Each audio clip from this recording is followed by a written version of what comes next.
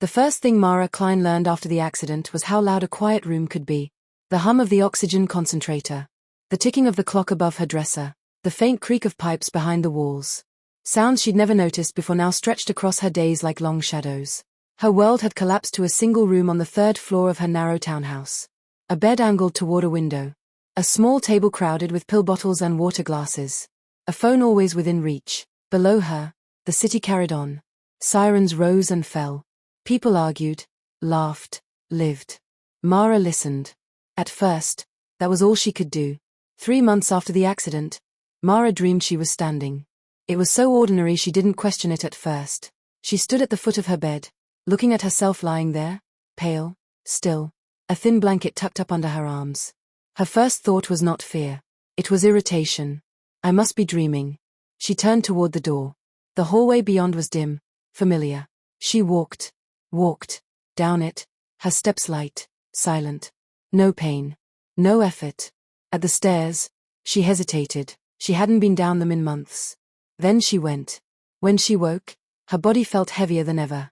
But something had changed. It didn't happen again for 2 weeks. Then 3 nights in a row. Then, slowly, she learned to do it on purpose. Not every time. Not easily. But enough. She learned the feeling. A loosening, like a knot untying somewhere deep inside her chest. A drifting upward. A moment of vertigo. And then freedom. Her body stayed behind. She did not. At first, she stayed in the house. She explored it like a stranger, noticing things she'd never paid attention to. The hairline crack in the kitchen ceiling, the way the front door stuck slightly in humid weather, the faint smell of old wood in the hallway. Then she stepped outside.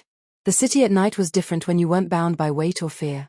She moved along rooftops, drifted down alleys, slipped through doors without opening them. No one saw her. Or if they did, they never reacted. The first crime she witnessed was accidental. A man breaking into a parked car 2 streets over. Quick, practiced movements. A flashlight beam sweeping across the dashboard. Mara hovered near the hood, watching. She felt nothing at first. No fear, no urgency. Then the man pried open the glove compartment and pocketed a small velvet pouch. Something about it tugged at her. She followed him. The next morning, she called the police. It took 3 transfers before she reached someone who would listen longer than 10 seconds. I saw a break-in last night, she said. Do you have an address? She gave it. And you saw this happen? Yes. From where? Mara hesitated. From nearby. There was a pause. Paper shuffling. Did you get a description of the suspect? She gave that too. The officer's tone shifted slightly, less dismissive, more attentive. We'll look into it. They did. The man was arrested 2 days later. That was the beginning. Over the next year, Mara became a ghost in her own city.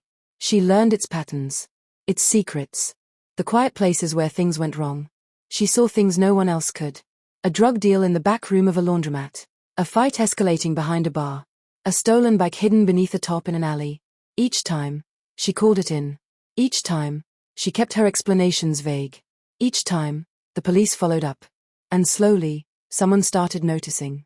Detective Aaron Hale did not believe in ghosts. He believed in patterns, evidence, and the simple truth that people lied. Often, and badly. So when a series of anonymous tips began leading to unusually precise arrests, he got interested. When those tips all came from the same number, he got suspicious. When he finally got assigned to trace the caller, he got annoyed. Mara first spoke to him on a rainy Thursday afternoon. She had been waiting. The news had resurfaced the case again. 4 years old. Still unsolved. A diamond heist that had baffled everyone. No suspects. No recovered jewels. Nothing. But Mara had seen them. The night before. Her phone rang twice before he picked up. This is Detective Hale. His voice was steady, clipped. Hello, Mara said. I'm the one who's been calling in tips. A pause. I figured as much, he said. You want to tell me how you're getting your information? Yes. Another pause. Longer this time. I'm listening. There was a diamond heist 4 years ago, she said. Downtown. Jewelry district. I'm aware. I know where the diamonds are. Silence. Then, carefully, do you? Yes. And how exactly do you know that? Mara looked at the window. Rain streaked the glass in thin lines. I saw them. Where? In a storage unit. South side. Off Mercer Street. There was a faint sound, maybe a chair creaking on his end. Hale said. In a storage unit. South side. Off Mercer Street. There was a faint sound, maybe a chair creaking on his end. Hale said. That case has been investigated extensively. Every storage facility in that area was checked. Not this one. And why not? Because the unit isn't registered to the people who own it. That's not unusual. It's registered to a shell name.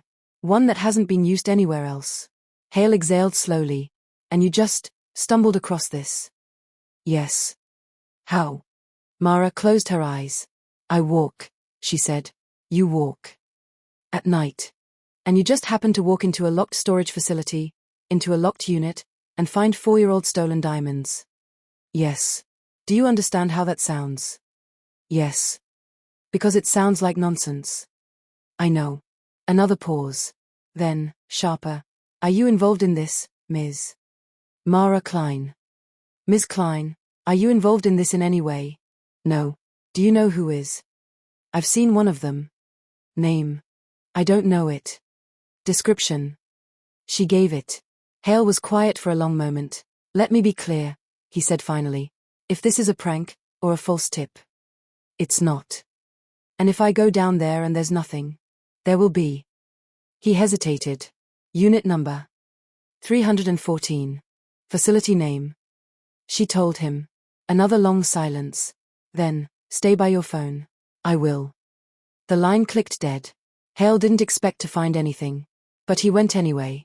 Because even nonsense had patterns sometimes. And because the description she'd given, of the suspect, matched someone tangentially connected to the original case. Coincidence? Maybe. But worth checking. The storage facility was exactly as described. Old. Underlit. Rows of metal doors stretching into shadow. Unit 314 was halfway down the third row. Locked. Of course. Hale nodded to the officer beside him. Cut it. The door rolled up with a metallic groan. Inside, boxes. Old furniture. A top-covered shape in the corner. Hale stepped forward. Something in his chest tightened. Get that top, he said. The officer pulled it back. Underneath, a metal case. Dust-coated. Unremarkable. Locked. Hale stared at it. Open it. Inside, nestled in black velvet, were diamonds. Dozens of them. Cold. Brilliant. Unmistakable. 4 years of mystery, sitting in a storage unit no one had thought to check. Hale let out a breath he hadn't realized he was holding. Call it in, he said quietly. He dialed Mara before he left the facility. She answered on the first ring. You found them, she said. It wasn't a question. Yes, Hale said. We did. A pause. Thank you. He rubbed a hand over his face. All right, he said. We need to talk. We are talking. No, he said. In person. Mara hesitated. I can't. Another pause. Then I'll come to you, he said. He arrived an hour later. The townhouse was narrow, quiet. A neighbor's car idled briefly outside, then drove off. Hale knocked. It took a moment before a voice called from inside. It's open. He stepped in. The air smelled faintly of antiseptic and something floral. Upstairs. Mara called. He climbed. She was exactly where she had said she'd be. In bed. Pale. Thin. A blanket pulled up to her chest. Her eyes, though, sharp. Alert. Very much alive. Hale stopped in the doorway. For a moment, neither of them spoke. You're Mara Klein, he said finally. Yes. You haven't left this room in, how long? Almost a year. He glanced around. The equipment. The arrangement. Everything about it rang true. Which made it worse. Then how, he said slowly, did you find those diamonds? Mara met his gaze. I told you. You said you walk. I do. That's not possible. I know. Silence stretched between them. Hale shook his head slightly. Try again, he said. Mara considered him. You're a logical person, she said. I try to be. You believe in evidence. Yes. You found the diamonds. Yes. Because I told you where they were. He exhaled. Yes. Then maybe, she said gently, you should consider that your understanding of what's possible is incomplete. Hale let out a short, humorless laugh. That's a big leap. So is solving a 4-year-old heist with a phone call. He didn't respond to that. Instead, he stepped further into the room. All right, he said. Let's say, for a moment, I entertain this. Mara said nothing. You're telling me you can… What? Leave your body? Yes. And go wherever you want. Not exactly, but close. And no one sees you. Not usually. Hale ran a hand through his hair. And you've been using this to… What? Patrol the city. I suppose you could call it that. And calling in tips. Yes. Why? Mara looked at the window again. Because I can't do anything else, she said quietly. But I can do this. Hale studied her. There was no hint of deception in her face. No flicker of amusement. No sign she thought this was a game. Just a simple, steady truth. You realize, he said, that if I write this in a report, I'll be laughed out of the department. Then don't write it. And what do I say instead? Mara gave a small shrug. That you got a tip. He let out a slow breath. This is insane. I know. Another silence. Then, reluctantly, can you prove it? Mara's lips curved slightly. Yes. How? Give me a case, she said. Something current. Something you're working on. Hale hesitated. Then he reached into his pocket and pulled out his phone. There's been a series of warehouse break-ins, he said. We haven't been able to catch them in the act. Mara nodded. Where? He told her. She closed her eyes. Give me tonight, she said. Hale didn't sleep much. At 3:17 a.m., his phone rang. He answered immediately. It's me, Mara said. I'm listening. They're at the third warehouse, she said. 2 of them. One inside, one watching the street. Description. She gave it. Entry point. Back door. Lock's already broken. Hale was already moving. Stay on the line, he said. I can't, she replied softly. I won't be here much longer. What does that mean? But the line had already gone dead. They caught them in the act. Exactly as she'd described. The next afternoon, Hale was back in her room. He didn't bother knocking this time. You were right, he said. Mara smiled faintly. I know. He stared at her. Then, slowly, he shook his head. I don't understand this, he said. You don't have to. But I want to. Why? Because, he said, I think you might be the most useful person in this city. Mara laughed softly. From this bed. Apparently. He hesitated. Then, will you keep doing it? She looked at him. At night, she said. I already do. Hale nodded.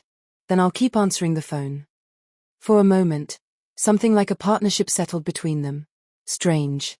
Impossible. Real. That night, Mara stood again. At the foot of her bed. She glanced back at her still body, then toward the window. The city waited. Full of secrets. Full of shadows. She smiled.